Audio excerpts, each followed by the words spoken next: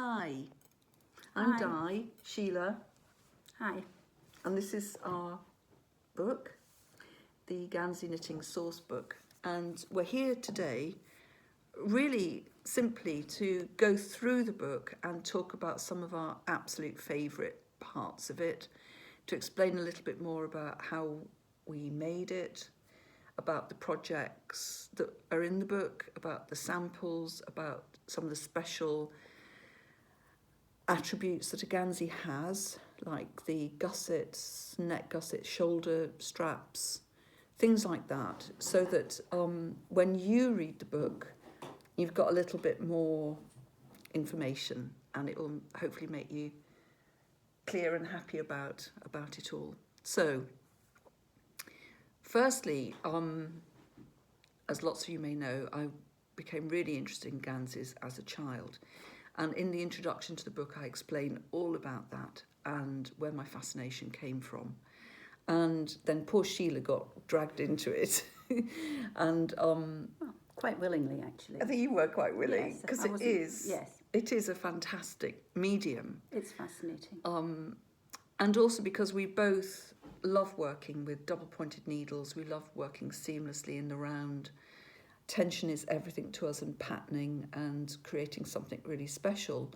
We both came at it very much from the same point of view. So a Gansey very simply is a fisherman's sweater, mostly from the coasts of the UK, but also over in the Netherlands and other parts of the North Sea territories. But we principally wanted to look through the lens of the knitters of the Ganseys that we had seen in two big collections. Firstly, the Moray Firth Gansey project, which I worked on for 5 years, about 10-12 years ago, and then from the beautiful collection at the Answer of the Fisheries Museum, which now houses the Moray Firth collection as well. So we had a massive opportunity to go in and handle the Ganseys, analyse them, really look at them as knitters for the project that we got involved in. Stitch by stitch and row by row, quite often, because we were trying to work out tensions as well, because everything was being recorded on a database, a very special database. Mm-hmm. And so we were literally examining almost through a microscope, but not quite, examining what they were, what the knitters had done, and how they had done it. And as part of that, it was for the Scottish Gansey project, and there is a website you can go to look at all the findings from that project, and there's some great wee articles on it and podcasts and all sorts of things. And then out of that, well, before that even, I was asked if I would write a book on Ganseys by David and Charles. And so Sheila and I got to work mostly through lockdown, using the research that we had available from the Fisheries Museum, and also from a wonderful friend up north, Angie Hancock, who came to see us during Loch Ness knitting festival, with a hamper containing some of her grannies and great grannies' Ganseys, and not only that, with files of notes that they'd found in a small tin, which showed different generations' handwritten notes describing particular patterns. And we became fascinated by this because up till then, there's been no evidence at all that patterns were written down or kept within a family. So Sheila kindly knitted up a couple of them, and one little tree in particular, which is mentioned in the book, we reknitted it, Sheila reknitted it, and we found it in one of her Ganseys, and it's not replicated anywhere else. So I felt this was a really important moment as a historian. And very exciting. Very exciting. When these things happen. It is. And, I noted somebody had said recently that there's nothing new, particularly in our history section. But I do disagree, because finding those notes, changing our perception of a family's history of Gansey making is profoundly different and very, very excellent, really. We loved her work, so there's a huge section on Angie's granny, Isabella Stewart, with photographs of some of her Ganseys, the notes, the replicas. There's also, Angie wrote a beautiful article about her granny's life as a herring quine, because for those that don't know the history, a lot of the Ganseys were knitted for fishermen, for people going on the herring trail for over 100 years, sailing their ships up to North Shetland and then sailing down the coast with the shoals of herring in very dangerous environments. And the Ganseys have developed very specifically differently from the Guernseys, although the name probably originates there. The ones from the northeast of Scotland, down the coast of England and around to Cornwall and Eriskay are specifically very different because they're knitted in the round, they're very practical. They were there with a very dense tension of maybe 65 stitches to 4 inches, 10 centimetres, sometimes in dark blue wool, but we found a lot in Scotland that were made from mild yarns and soft tones that we reckon the knitters had bought as a cheap cone from one of the spinning mills up here. Yeah. And they used whatever they could get. They didn't always buy the dark blue indigo 5-ply that we've become familiar with for a Gansey when we look at the collections. The collections we saw were very mixed, weren't they? They were. And in some ways we really appreciated that because it made it so much easier to count the stitches, count the rows, and also to work out the patterning rather than working in navy blue all the time. Absolutely. So all the samples that we knitted in the book, which Sheila knitted, and there's 150, I think she knitted far more than that, but the ones that we've included in the book were all knitted using our Lalland DK, and they're what I call the sea glass colours. So they were very soft and great for replicating the patterns. There's one here just in the Crowdy. This is the cuff from one of the designs in the book, but you can see how nice and clear it is. And so we set about trying to untangle, a lot of the history of the motifs and the actual knitting to see what was at the heart of it and the root of it. And in doing this massive sample section, we believe we've given a huge resource to knitters to use themselves to We create. really want people to make their own. We do. That's absolutely what I would love to think was happening with all of these samples, because as people go through the sample section, they will find things that they instantly think, I love that, because that happened to me. Yeah. That happened to me, and I have particular samples that I absolutely love. So I'm hoping that it does the same for other people. Yeah. And actually, just one tiny little story here. Part of the time, we were commissioned to work on a Netflix film, which is coming out on the 26th of November. And it's a love comedy with Brooke Shields and Carrie Elwes. And it's a happy story for Christmas. Very happy story. I think we can say. It's called A Castle for Christmas. And we were knitting on set. We had to do all the knitting props. We had to teach the principal actors to knit because part of it is based around a knitting club in a pub in Scotland. So it's very exciting. We also had to yarn bomb the imaginary village, cover the telephone boxes, wrap all the lampposts with amazing. So our knitting club came to the rescue with that, and it is going to be a great film. But whilst we were sat there on set doing the continuity in a little black tent in wet and windy weather, looking at a screen and mud. Looking at what the actors were doing and whether we needed to go in and change the knitting round or help them if they dropped a stitch or whatever, we were still knitting samples. Sheila was still knitting samples for the book. And the one that comes to mind particularly is one that has a special mention, which is... it's the crab pots. The crab pots. I knew immediately what you were going to say there. It's the Sheringham crab pots. Yeah. I knew you were going to... Because, and this is one of the lovely things that we explored in the book, was kind of trying to get to the root of some of the patterns. And this pattern originally was seen in the Gladys Thompson book, which is now, 50 odd years old. Many people have read it and loved it, as I did. But in one section, she shows a photograph of these diamond triangle sectioned patterns, and then she makes a chart for it. And in fact, we discovered that it was wrong. We looked at the photograph and we said, the chart does not match this. So that set us on a journey. We discovered one other guy had recently noted this, Martin Warren. And so we set about knitting what was in the photograph rather than in the chart.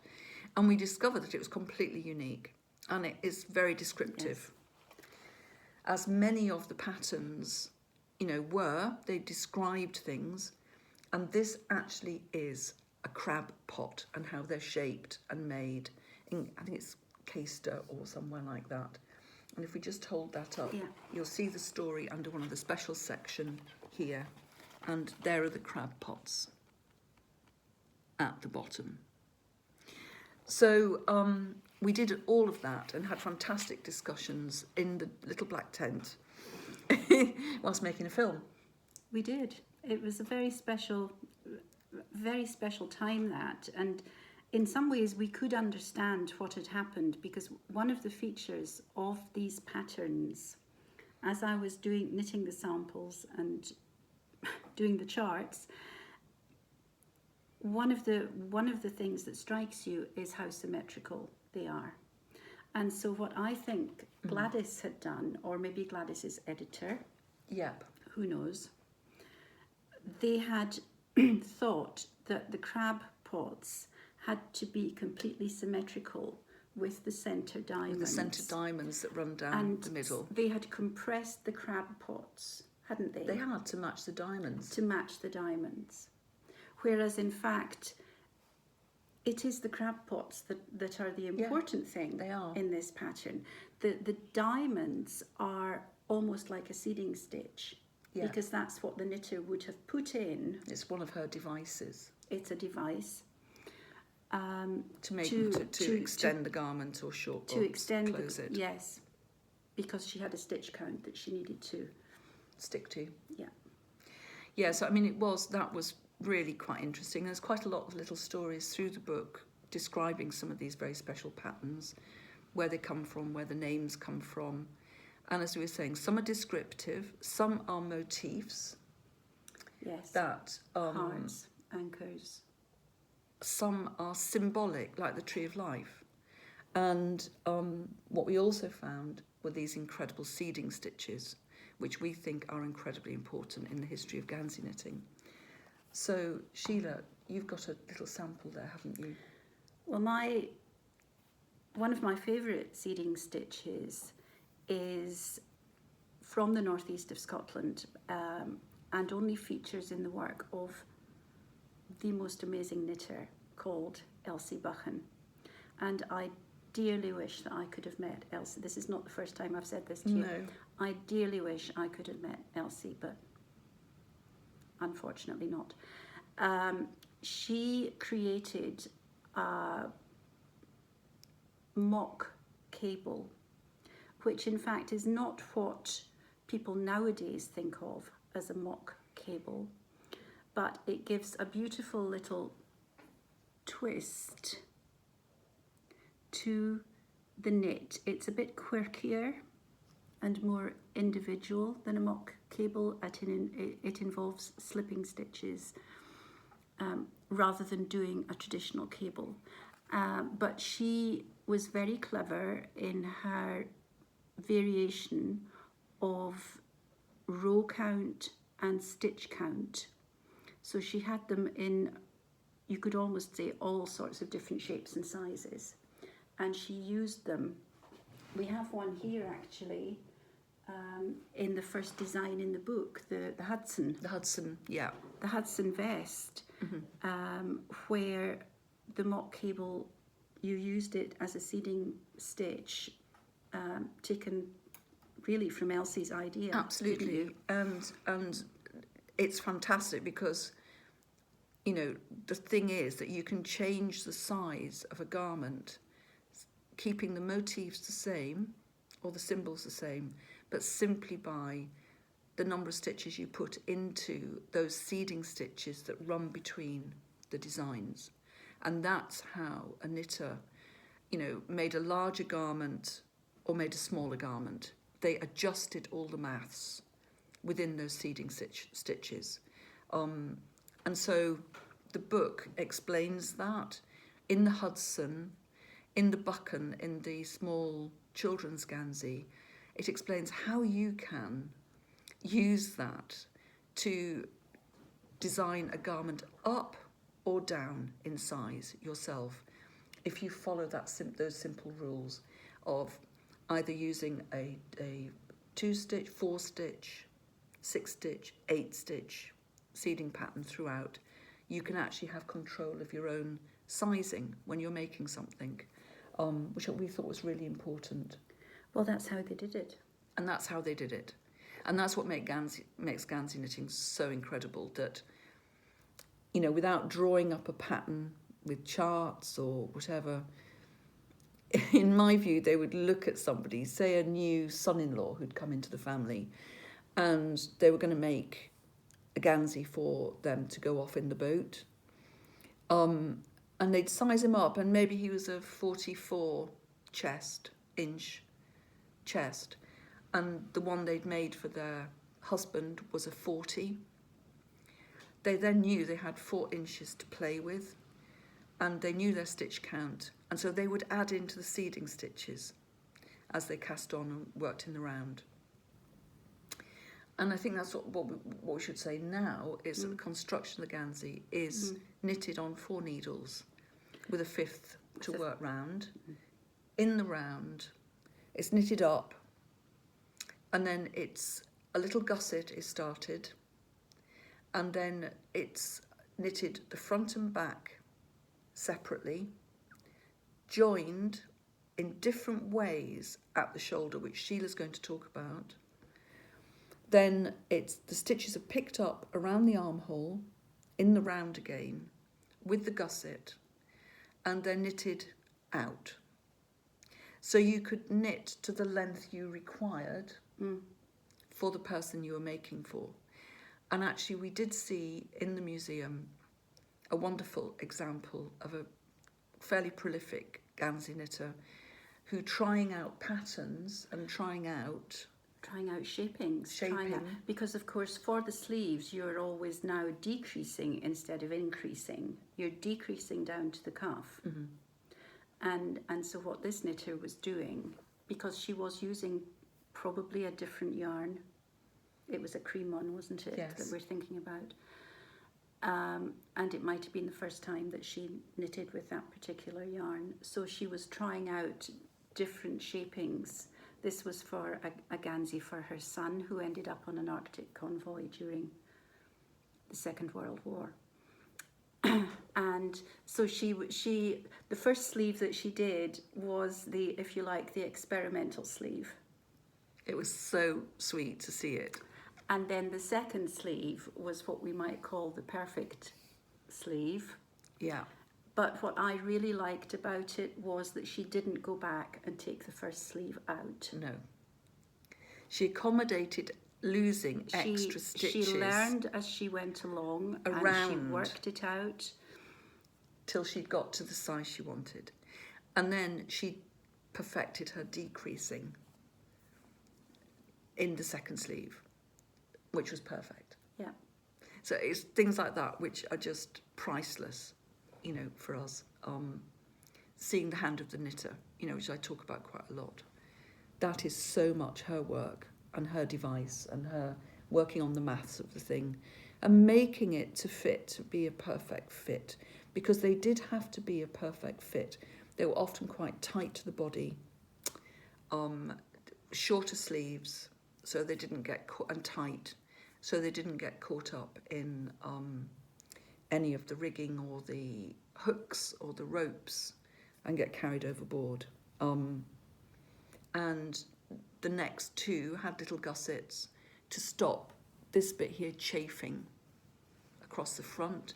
The little extra side gussets here at the neck pushed the neck out slightly, and they could maybe put a silk neckerchief in to keep this bit warm but not chafed by wet wool.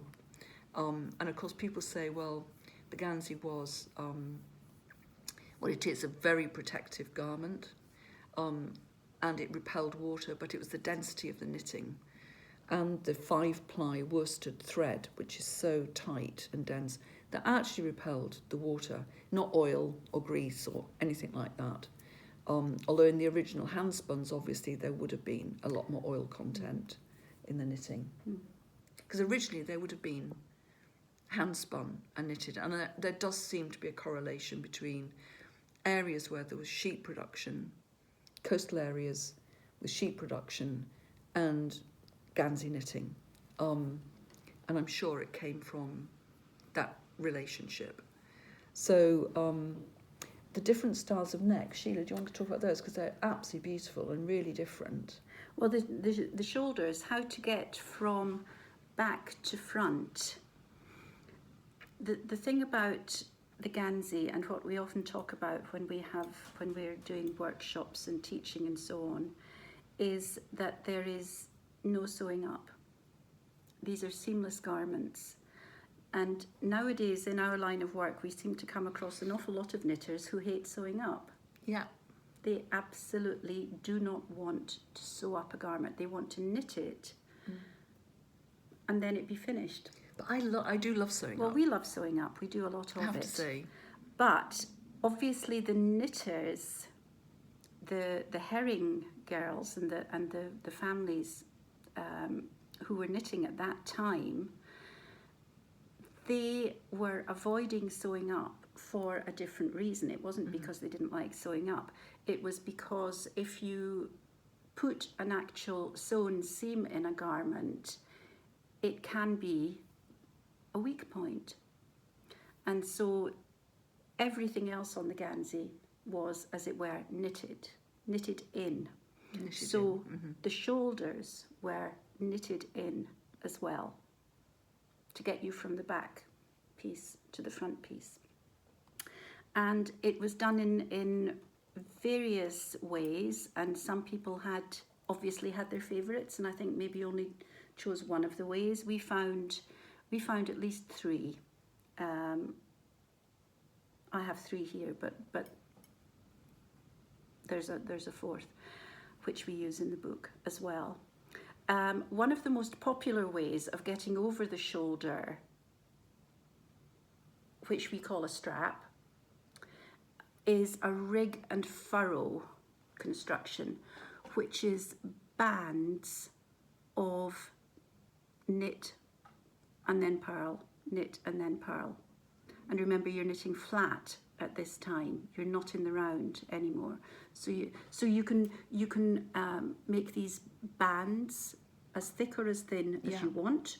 You can put in as many or as few as you want. We've seen a lot of variation. We've seen an awful lot of variation. So if you imagine that, let me just hold it up slightly better, that down here might be the front and up here might be the back, and you're wanting to get it over the shoulder. So you have continued on the front and knitted your strap, and then you have your back and you want to join it. And I think you can't see a join there, because what they did, and I have just done the same thing, is they did a 3-needle cast off or bind off inside the jumper. So it actually looks as if it's just another row of stocking stitch. It's fantastic, And isn't it's it? pretty nearly perfect. Yeah. And it's so exciting. It's pretty nearly perfect, and it gets you right over the shoulder. I cast off half the row, and then I left the other half on the needles just to show people how it had been done. And it's just the sort of thing that puts a big smile on our face, isn't it? Absolutely. Yeah. Because it's a 3-needle cast off, and we saw a lot of Reaganfaro. We did in the museum at Anstruther. We saw a lot. I think it was It's a favourite, a isn't it? favourite in the northeast of Scotland, Yeah. certainly, but we also saw it right down the coast. We did. And in Cornwall. And in Cornwall. Yeah.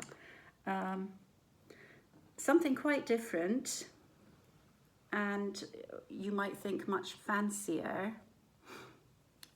This one is an Eriskay sample, and of course Eriskay is famous for having the most ornate patterns on their Ganseys, and were very often kept for Sunday best. So all sorts of beautiful patternings, and again, this would be the front. This very fancy strap here with some stitches, these sets of stitches here, which are really only seen in Eriskay. Is that the corn stitch? It's the corn stitch. Corn we talk stitch. about it in the book and how it can be made. Yeah. And then this would be the back. And so what they have done here is a graft, basically, Kitchener stitch. Kitchener stitch immediately on top of, to take the strap over the shoulder and onto the back. And so for those of you who like grafting, yes, this is a grafter's. This is good. We just wanted to show all the different variations of, if you like, getting from A to B. Yeah.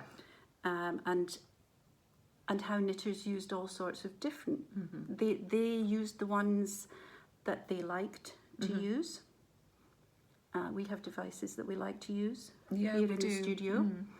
And they used the ones that they liked to use, but also the ones that fitted in best with the pattern that they were using. So that's the Kitchener stitch one. This is the most difficult, I think. The most intricate from a knitting point of view is the saddle. And you really need to do the saddle in conjunction with the patterning that's going to carry on and go down your sleeve. So you need to think this out well in advance. So if perhaps if I hold it up like this, so this would be the front again, and this the back, and the saddle is a knitted piece that comes down the centre of the front and the back. Instead of going from back to front, it goes from neck to sleeve. Again, without any sewing. It's a fantastic Without construction. any sewing.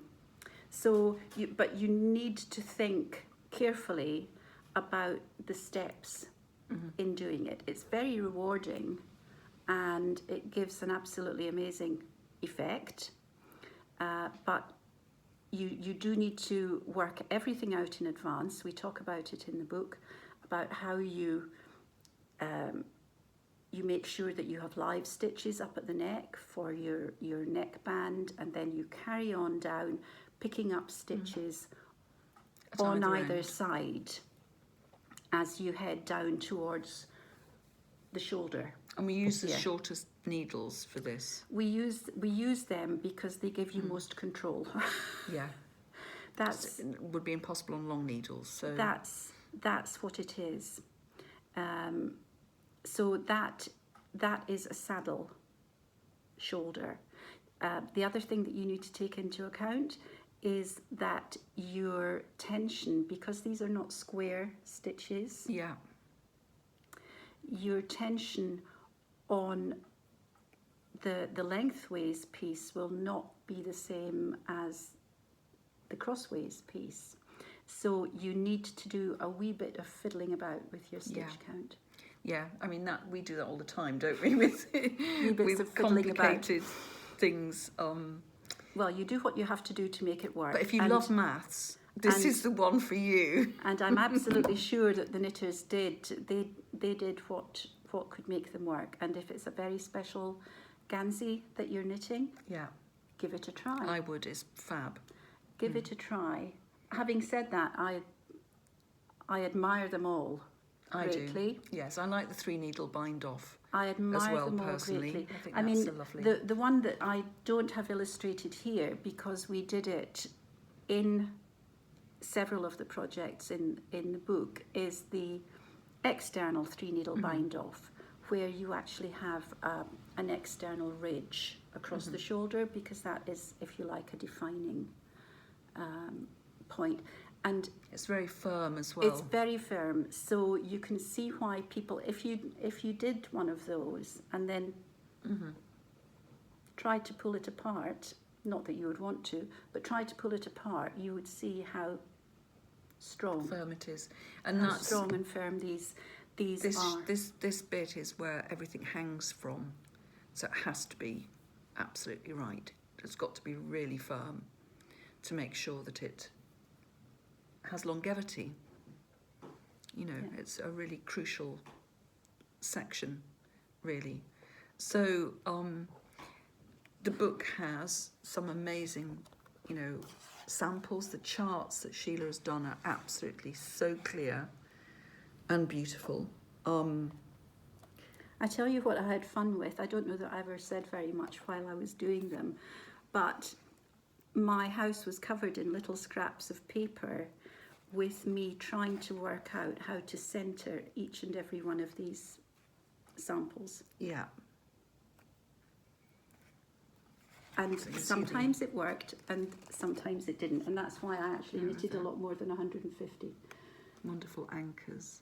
You see they're very clear and good to follow, and centering is important, and anyone who does their own Gansey will need to work out, because your anchor, or whichever symbol you have at the front or on the sleeves, has to be centered. Yep. And in fact, a lot of the designs are centered. The anchors have these beautiful stitches going straight up the middle. The trees obviously have centers. The herringbones have centers. The heepies have centers. Diamonds, although there is a diamond which is a 2-stitch at the bottom, and that's quite unusual. It is unusual. We talk about that, which is quite different. But the hearts, the stars. So they all pivot around a central stitch. And they are, if you like, mirror images. That's a Humber Gansey, that's a starfish from Eriskay.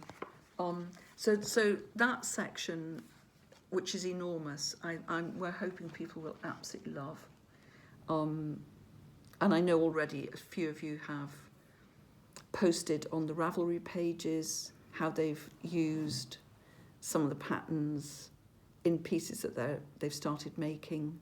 And that always gives us a lot of joy. So if you do look up Ravelry, we're just starting it now. There's a group specifically for and called the Gansey Knitting Sourcebook group, and you can share comments and ideas and photographs of your work on there, and I'll be monitoring that and adding in notes and passing things on to Sheila, which is always really nice to get really lovely messages.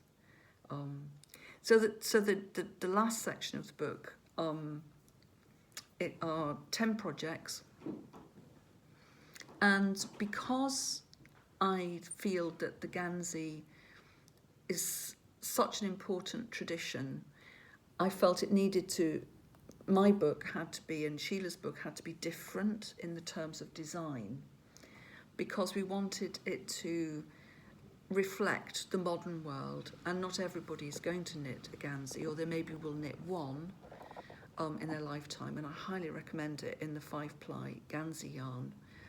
but I wanted to make other projects that were accessible using this seamless approach, using gussets, using all the devices that we describe in the book, and giving them a slightly different twist. So we'll start with something simple, which is just the socks. So, well, you say simple. I say simple, but actually there's a wee dye Gilpin sort of thing going on at the top there, isn't there? There's two different welts here at the top. This is the simple, just the Reaganfaro. It's a double rib. This is an incredible pattern that we found only in Pitt and Weem, and it was a whole Gansey knitted in this design. It's possibly one of the most complicated patterns in the book because it involves increasing and decreasing every 8 rows, and to create this so that it's like a basket weave. It is a basket weave, but it has this little 2-stitch cable running up through the center of the purl section, and to create that and to keep it flat, you need to create those 2 stitches, and then you need to lose them again, and then you lose them again. So it's like it's a bit like acrobatics, really. Yeah. And it makes an incredible fabric. You're incredible. Constantly... Very contemporary. Yes. When I say constantly, that's not true. You have 8 rows. Well, no, that's not true either, because on the first row you have to create. Yeah. And then... Yeah. So but it is fascinating. It's a really interesting stitch to get to grips with.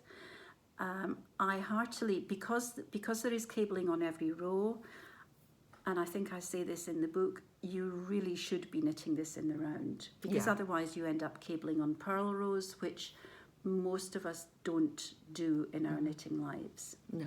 It's certainly not impossible, but it's much easier if you're in the round and every row is a right side row. Absolutely. And of course it is in the round. And we've used here a lovely pattern from Forres or Findhorn, which is the coastal village next to Forres. And it's the only one, I think, where the cable is embedded in a stocking stitch background with stocking stitch on both sides. It gives a lovely effect. And it's a fabulous effect with, of course, the step pattern. The harbour steps. Harbour steps running down the sides. But you can put your own patterns in this from the book. You can go through and find the right number of stitches that you need and change that, as you can with all the patterns running through. You could have hearts. You put hearts all the way down. You could knit socks with hearts in them. You Whatever. Could knit socks with diamonds in them. And this is a lovely yarn. It's from Ripple's Crafts, from Asint, and it's the gorgeous gorse flower colour, which we really love. And it's only patterned on the top section because it's for boots. It's a Gansey boot sock, and this you can make to whatever size you want. You can choose whatever size you want to make. So that's one of the first small projects for sock knitters who love socks. I was about to say, we know that there are people out there who adore knitting socks, and that's really all they want in life. And absolutely. So we're hoping that they like those. That they're going to enjoy that. Well, in fact, they could knit all sorts of different pairs of them, because, as I say, you could take the cable out and put in different motifs. You could have small trees, you could have diamonds, you could have hearts as well. Hearts would be lovely, yeah. On the socks. It's a nice thought, isn't it? It is. And then just such a nice project. And because I know also that lots of people love shawls, and I have only made one shawl pattern, which was in the Shawlines book for Rowan in about 2005. This is the Cardium pattern, which I explore in the book, and this is knitted in the Lalland, and you can see there it's using the amazing print of the hoof pattern from Eriskay, which was in Gladys Thompson's book and I absolutely adore. But I've created a maths formula and used the construction techniques of gussets to do the increasing. You can see on the back that there's as well that this is all mathematically formulated, and in doing that we created these beautiful heart shapes,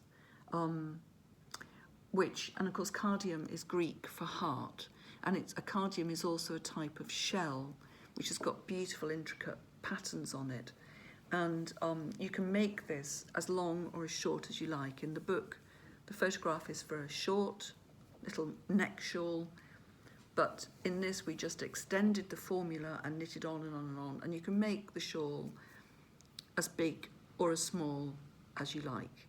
It also has one of our favourite edgings on it, which is a combination of a slip stitch and a twisted stitch. And if ever you want to knit something that has an exposed edge, a shawl, a scarf, a jacket, it's actually on the sea biscuit as well, just behind Di's head. Yeah. Here, down the front. It gives a beautiful flat. Gives a beautiful flat finish. We do love it. It's one of our go-to devices. And once you've done it, you'll love it, and you'll want to do it with everything. Yeah, it's also in here. It's on the. We do use it quite a lot. We do. It's on the linen vest as well, up the armhole. It's exactly the same, although because it's done in 3 different situations and for 3 different reasons, it might look slightly different, but it is the same device. Yeah. So then we come to the lovely linen vest, which I know lots of you really like. And this does go to lots of different sizes and can be adjusted. You don't have to knit it in linen, but I just wanted people to see that you can. You can. It's got an internal 3-needle bind off on this one. And again, we've got the print of the hoof, which I love, and we've got a rope cable.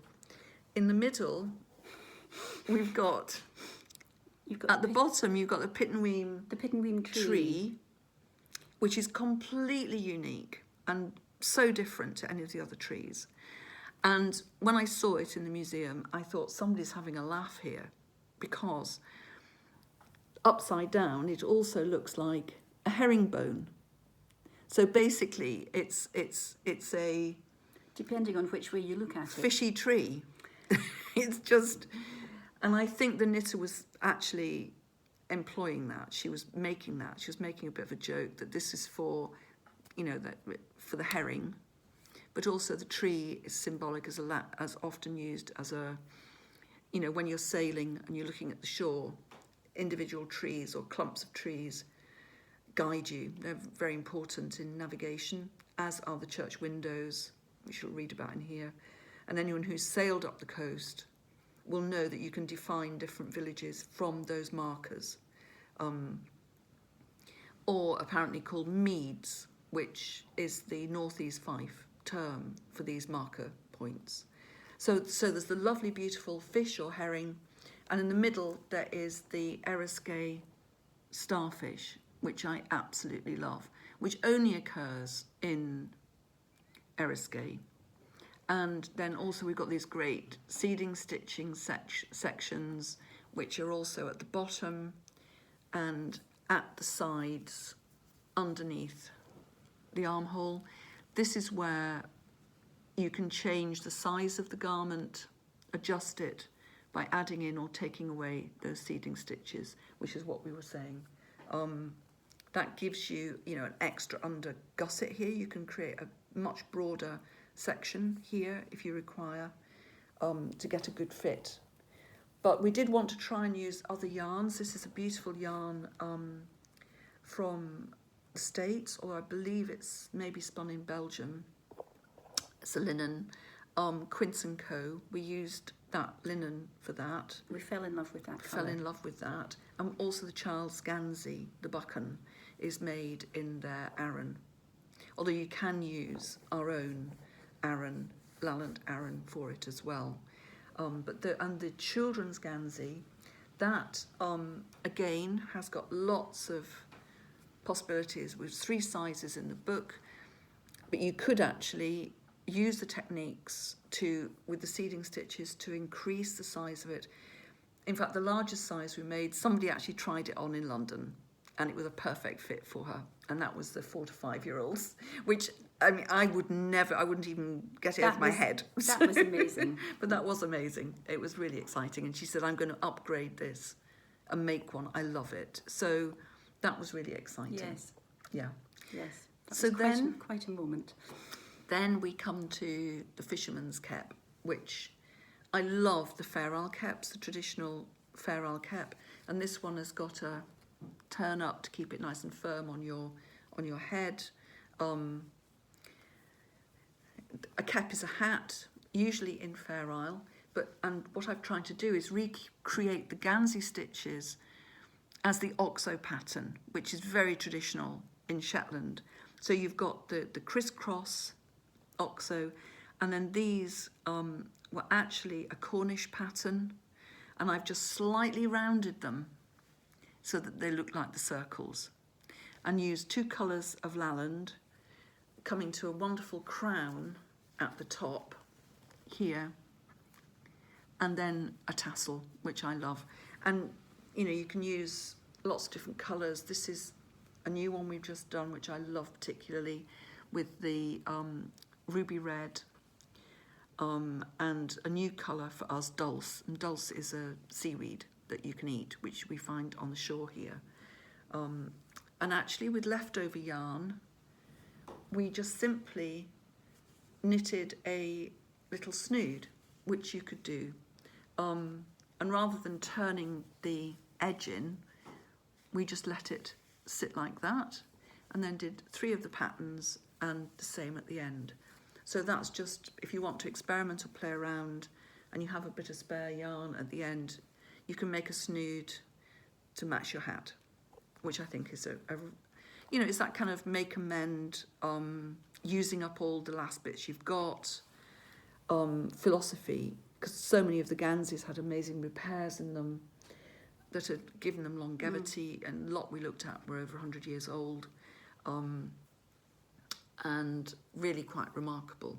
So then the next design which we want to talk about is this one here, which is the North Sea. And this has got, again, I've taken a traditional Scottish technique pattern, like the kep. I've taken the yoked Fair Isle sweater and turned it into a Gansey, because again, it's seamless. It was crying out to have a new take on it. I've used the wonderful heapy pattern, and there's a great section about heapies in the book.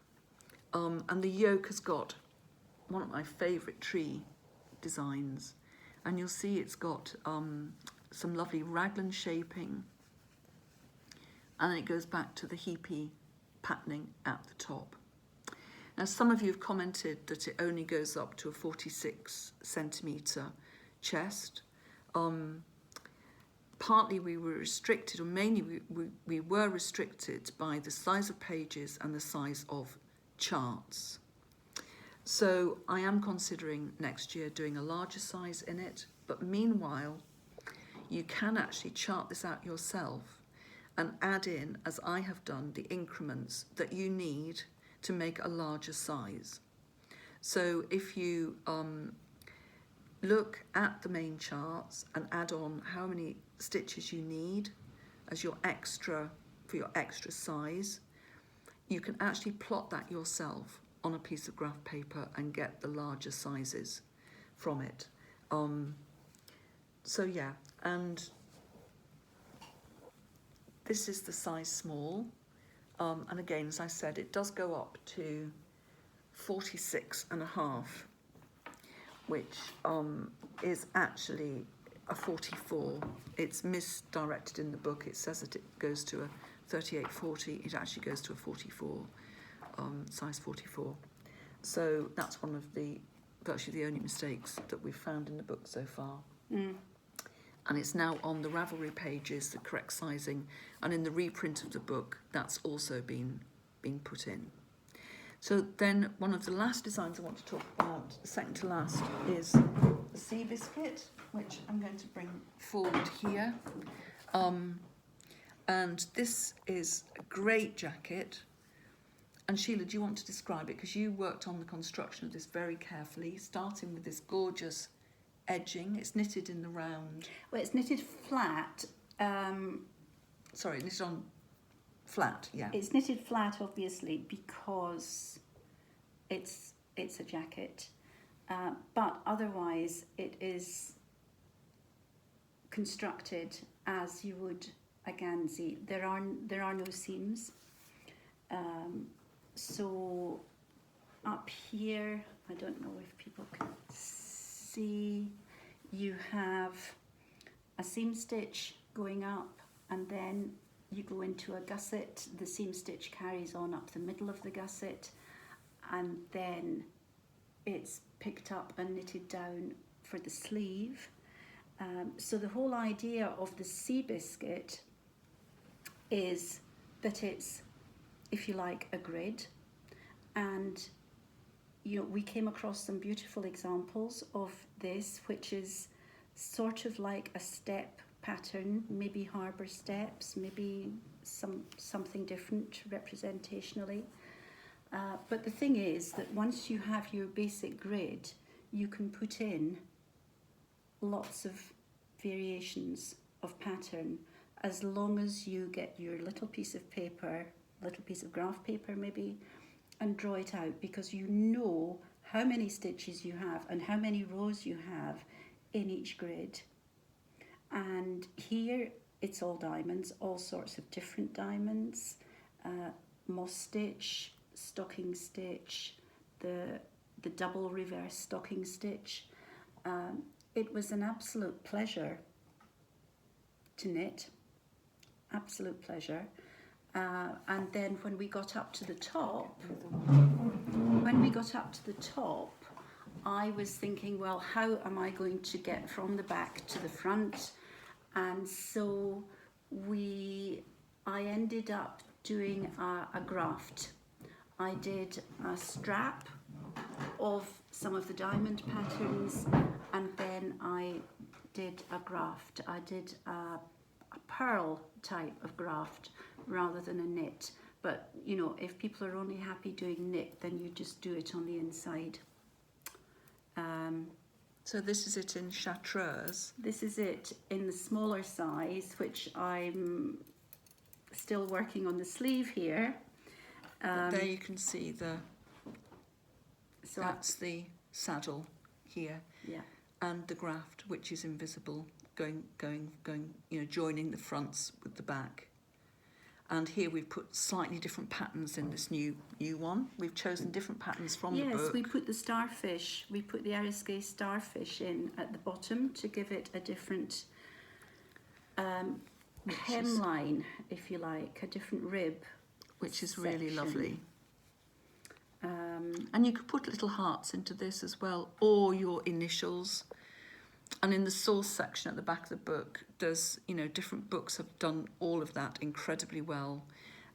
Yes, you can reference those. We haven't put it in ourselves. We didn't do an alphabet simply because it has been done by lots of other people already. Yeah, beautifully. And so we decided that we could refer you to those rather than doing it ourselves.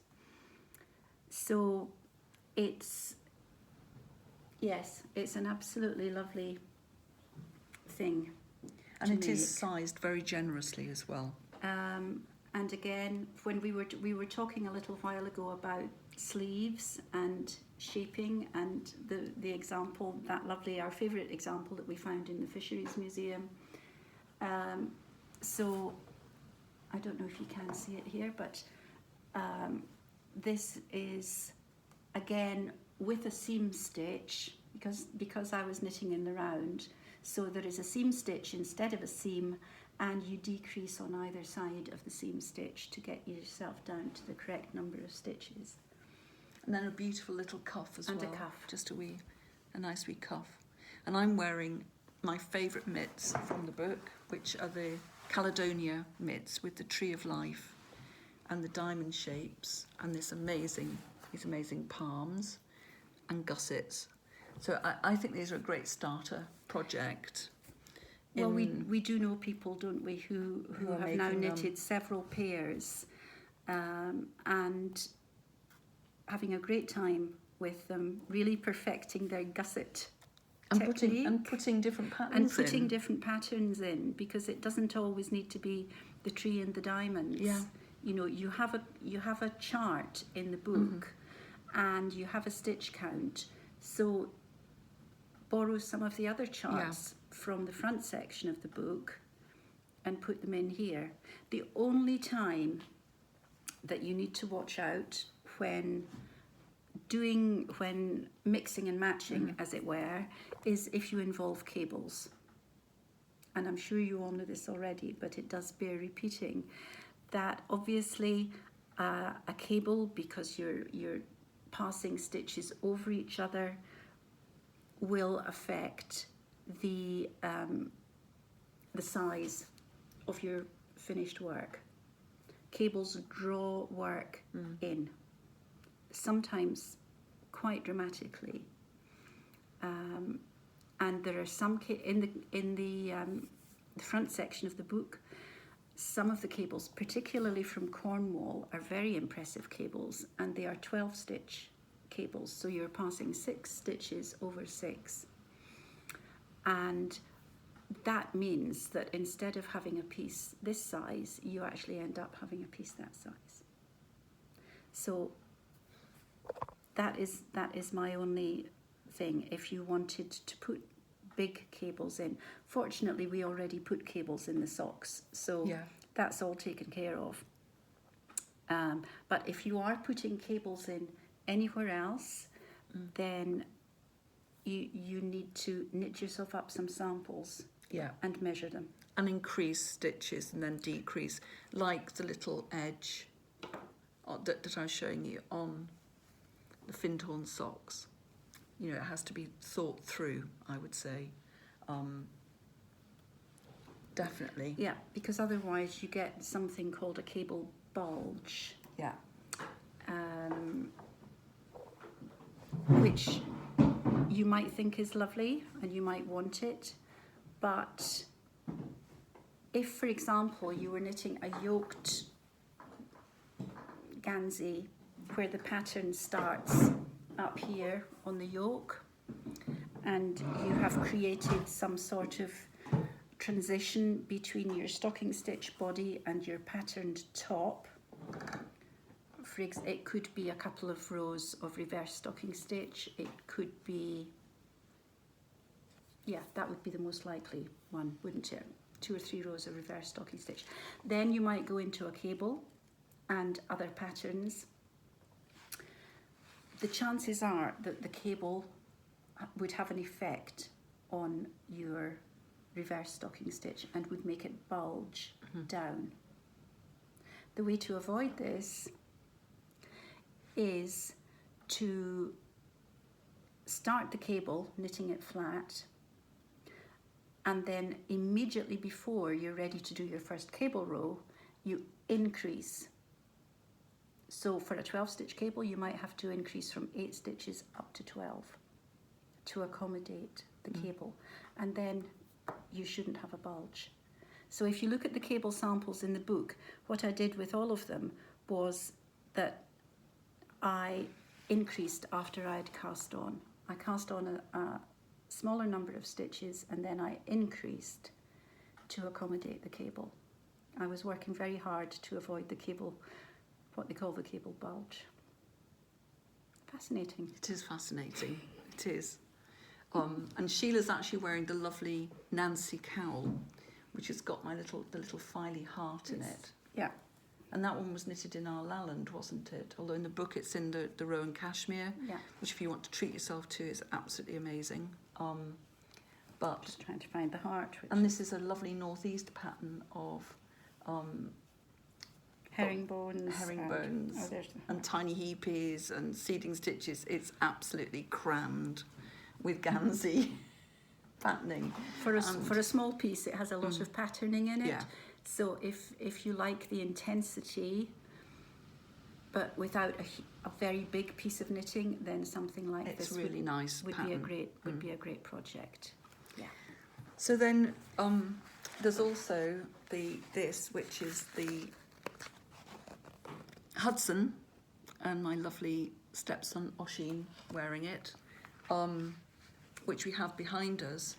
And this is actually knitted in the traditional 5-ply Guernsey yarn, which we get from Frangipani yarns in Cornwall, in this gorgeous charcoal colour, and it is just incredible actually. This is the flag pattern, and I've played around with it and turned it around And upside down. It goes back and forward, it swings round. It does all these things to create these central sections here where the pattern flips. And it's basically, I've created like a piece of armoury for like Oshin, my stepson, who is an up-and-coming artist in Bristol. And I want something to protect these young people, to make them feel safe in an urban environment. And so this was inspired by JC, the musician, wearing this incredible flat jacket in Glastonbury Music Festival. And so I wanted to create a modern Gansey that had that same protective element to it. So it's very symbolic, and it uses the lovely mock cables. It comes in lots of different sizes. It was originally designed as a men's wear piece, but a lot of women are also loving it and wanting to make it. You can shorten it, you can change the sizing, again using the seeding stitch elements. It's got a beautiful neck, shoulder section, using those nice seeding patterns. And it is incredibly dense, isn't it? It is, indeed. You get the real sense of the density of the pattern, the protection it gives you. The wind wouldn't get through that. Just wouldn't get through. It just wouldn't get through. It was knitted by our wonderful friend Maureen. It was knitted on what they call wires in northeast Scotland and up in Shetland, which are the very fine, long, double-pointed needles. So really a lot of work, but it's a labour of love. It is very much a labour of love. Gansey knitting very much is that. If you think and several members of our knit club have knitted Ganseys. Beautiful Ganseys. In the 5-ply yarn. Mm-hmm. And I designed their own patterns in. Yeah. We admire them all, don't we? We do. It's such an incredible art. And I think the most important thing what I love is the practicality and the art coming together to make something so refined and incredible. Anyway, I hope you've all enjoyed that, and we want to thank everybody that helped with the project, all of the team at our publishers, our knitters. Yes. Sheila, thank you. All those samples. Incredible archive, which we hope to frame so that if people come to see us in the future, when we all can, you'll be able to actually see them. Yeah. A few people said, are you going to sew them all together in a blanket? And I said, certainly not. Not. No. They're going to go into frames. And that's not what they're there for. They're so beautiful. Having said that, if you did want to make a blanket, all I would say is put them together in groups Yes. to avoid the famous Sewing up. You could knit 9 at a time, perhaps, and then sew up the 9s. It's just a thought. Yeah, or in a heavier wool. Just a thought. Chunkier wool. But yeah, a blanket would be a great thing from the book too. A heritage blanket would be an amazing project. Well, yes, with your favourites. And I do hope that you find your favourites. Yeah. Anyway, for now, thanks for listening. Yeah. Bye. Bye. Bye.